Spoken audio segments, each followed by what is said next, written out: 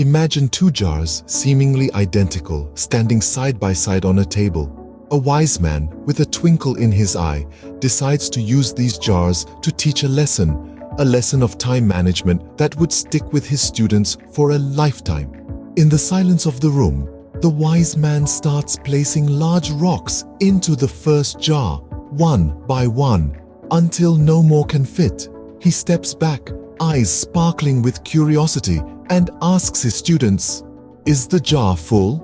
The students, bewildered by the simplicity of the question, nod in agreement. The wise man grins, revealing the second act of his performance. He reaches for a handful of smaller pebbles and begins to pour them into the jar.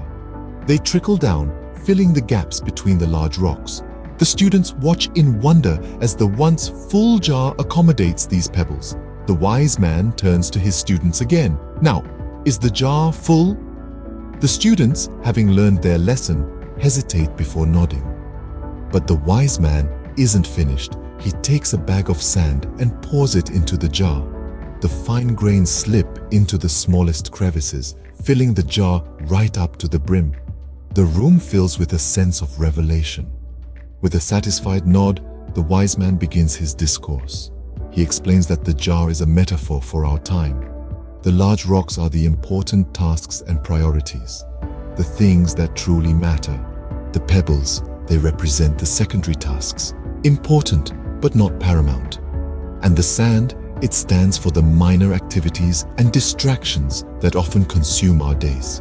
The lesson here is profound. If we don't prioritize our time, if we don't place the big rocks first, we'll end up filling our jar, our time, with trivial tasks and distractions. And then there will be no room left for the things that truly matter. In the end, it's all about understanding the value of time, setting priorities right, and focusing on what truly matters. The wise man's lesson serves as a reminder that time, like the jar, is finite.